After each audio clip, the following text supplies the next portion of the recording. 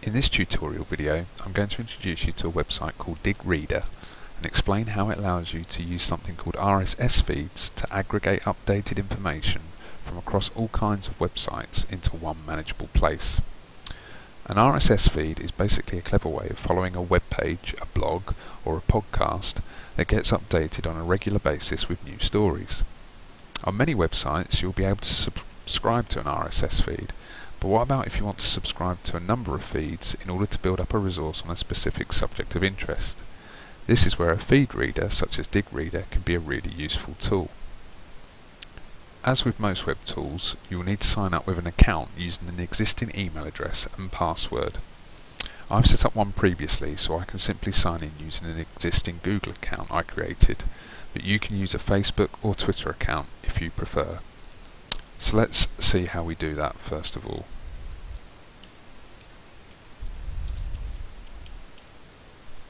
If I search for Digg in Google, you'll see that it comes up as the first hit in the hit list. And if I click on that, it will take me to the website and it will ask me to either sign up or to sign in. I'm going to sign in with Google.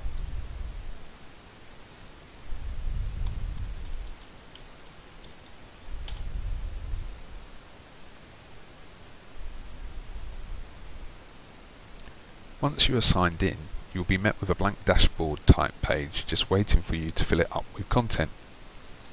What you will then need to do is go off to other websites and start looking for feeds. So let's say, for example, that you wanted to create a resource for film study students to use to support their learning. What might be really useful web resources that you would like your students to keep up to date with? Perhaps in the case of film studies, the BFI website might be a good example. So if I now go to the BFI's website,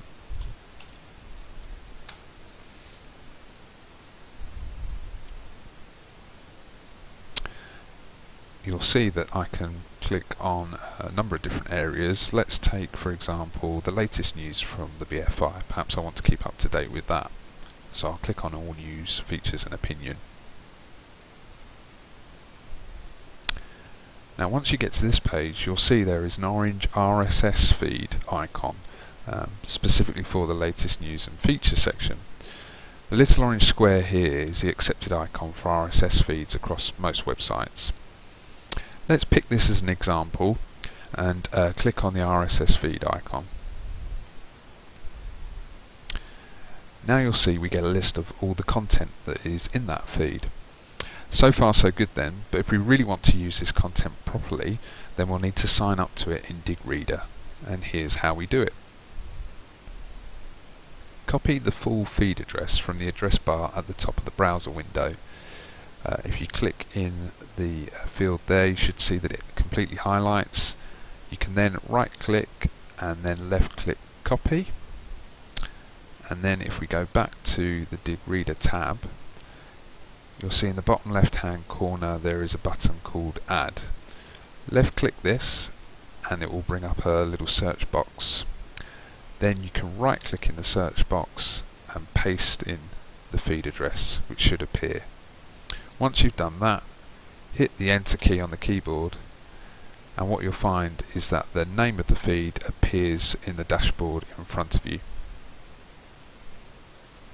Simply click the Add button and the feed content will appear in your list of subscriptions in the grey column on the left hand side. If we click that, we'll see a number of articles in chronological order, which are the latest articles that are in that RSS feed. So if, for example, I click on this article here about the Cannes Film Festival, it will take me directly to the full text of the article on the BFI website.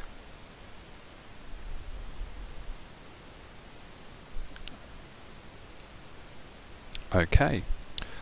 Another way of finding suitable feeds is by simply using the Add button to search on a relevant term.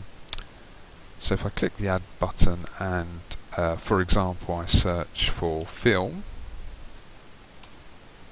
and hit enter, I'm given a whole list of feeds relating to film, some of which I might decide I want to add to my own feeds, to my dashboard. So for example, let's say I want to add the feed relating to all the film content on the Guardian website. I can do that by clicking add, and perhaps I want to also keep up with Commode and Mayo's film reviews. I can also click add to add that podcast feed into my list, and you'll see as I do that they appear in the grey column on the left hand side. So now as I go back to all my feeds, I can see a number of different articles from different resources that I can click through to, such as the Guardian website and the Mark Commode and Simon Mayo podcast here as well, which I can get to directly if I click on it. But it's not just audio or text that you can pull into Digg Reader. If I go to the BFI's YouTube channel and copy their RSS address, I can also add that in to Digg Reader in the same way as I did everything else. So there you'll see BFI's YouTube channel. I can add that, and I can also get to video content through there as well, which is constantly updated by BFI.